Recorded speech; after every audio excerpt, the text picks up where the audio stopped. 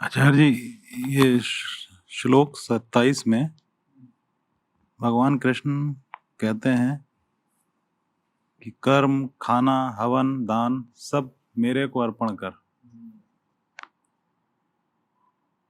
तो क्या ये जो कल बात हुई थी राम खुमारी में करते हुए करना, वही अर्पण वैसे ही है कि या कुछ अलग है? अपने जगत का सारा कारोबार मुझे लक्ष्य बनाकर कर। दुनिया में इन्हीं चीजों का कारोबार होता है ना, खाना पीना, धन दौलत, इन्हीं चीजों का। तो यानी जगत में हो तो कारोबार तो करोगे ही। ये सारा कारोबार ये याद रखते हुए कर कि तुझे जरूरत सिर्फ मेरी है। जगत में जब तक हो, कोई कुछ कारोबार करे, कोई कुछ करेगा, पर जो भी कारोबार कर रहे हो उसमें ये पूछते चलो कि ये जो मैं कर रहा हूं इसका संबंध कृष्ण से है या नहीं है। अगर है तो और करूंगा, नहीं है तो बिल्कुल नहीं करूंगा।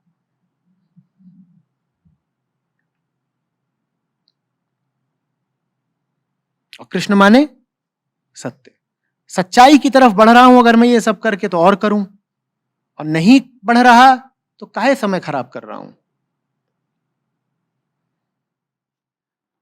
आपने अभी समझाया कि सबसे मूल बात है नियत, कि नियत जब तक नहीं होगी आप कुछ भी कर लेंगे तब तक कुछ बात बनेगी नहीं। तो एक साधक के लिए नियत और नियत पे कैसे काम करे कि नियत ही बदल जाए? रखना होता है नियत के साथ। नियत की रक्षा के लिए जो चीज जुड़ी होती है उसका नाम है बेहोशी। तुम्हें साफ पता ही चल जाए कि तुम बदनीयत हो तो तुम अपने आप को ही बर्दाश्त नहीं करोगे। बदनीयती छुपी इसलिए रह जाती है क्योंकि बदनीयती के साथ मदहोशी भी होती है। अगर बदनीयती हो और मदहोशी न हो तो तुम्हारा होश ही तुम्हारी बदनीयती को उजागर कर देगा, उसकी पोल खोल देगा। और अपनी मर्जी से कोई बदनीयत रहना थोड़ी चाहता। एक बार तुम्हें दिख गया कि तुम बदनीयत हो, तुम तुरंत चौंक के उठ बैठोगे। तुम कहोगे अरे मैं इतनी गलत नीयत से काम कर रहा था।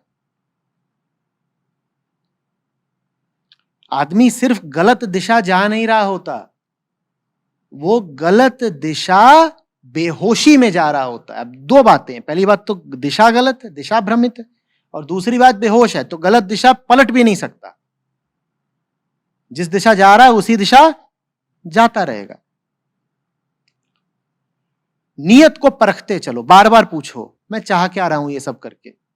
और ये बहुत बहुत निर्मम प्रश्न है, झुंझला जाओगे। ज्यादातर कम काम अपने जीवन में इसीलिए कर पाते हैं क्योंकि हम कभी ये देखते ही नहीं कि वो काम हम क्यों कर रहे हैं। तुम किसी से उलझ रहे हो, किसी से मीठी बात कर रहे हो, किसी से कड़वी बात कर रहे हो, अगर उसी पल रुक के तुमने कहा ये जो मैं कर रहा हूं ये मैं कर क्यों रहा हूं, क्योंकि शातिर तो मैं हूं ही। बिना नियत के, बिना मतलब के, बिना स्वार्थ या उद्देश्य के तो मैं कुछ करता नहीं। तो मैं जो भी कुछ कर रहा हूं उसमें कुछ ना कुछ मेरा मंशा मंसूबा तो छुपा हुआ है। वो मंसूबा है क्या, ये जैसे ही पूछोगे परेशान हो जाओगे, क्योंकि मंसूबा अधिकांशतः तुम अपना काला ही पाओगे। तो हमने तरीका निकाला है क्या, हम पूछेंगे ही नहीं कि क्या चल रहा है, हम पूछेंगे ही नहीं कि हम ये कर क्या रहे हैं, एग्जैक्टली व्हाट, ये हम पूछेंगे ही नहीं।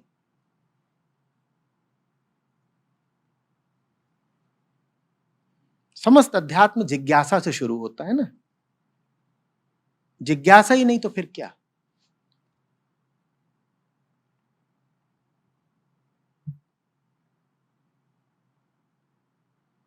जिज्ञासा का ही दूसरा नाम कष्ट है। तो कभी मैं कहता हूं अध्यात्म शुरू होता है दुख से, और कभी कहूंगा अध्यात्म शुरू होता है जिज्ञासा से। वेदना भी कह लो चाहे उसे, और चाहे जिज्ञासा कह लो, चाहे दुख कह लो।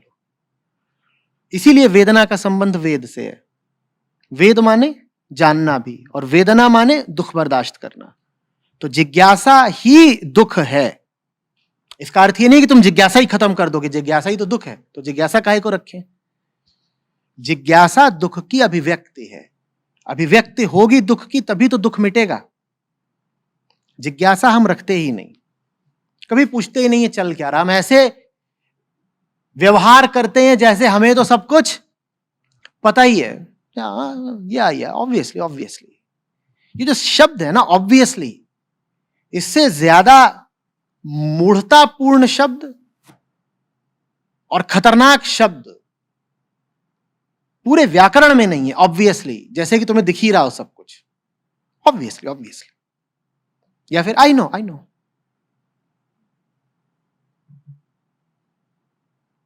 पता कुछ नहीं है और बता रहे हैं।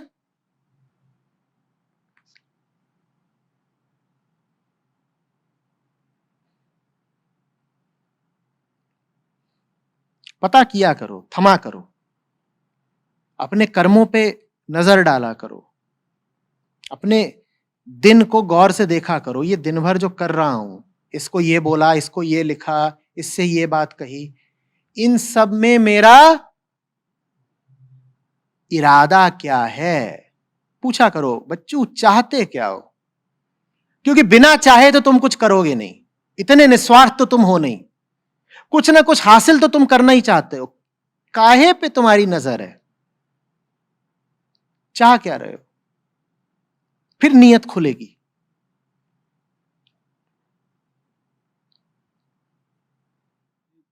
जनरली अध्यात्म में हम लोग प्रकृति की और आत्मा की बात करते आए हैं। 13वें श्लोक में दैवी प्रकृति की बात कृष्ण कह रहे हैं। दैवी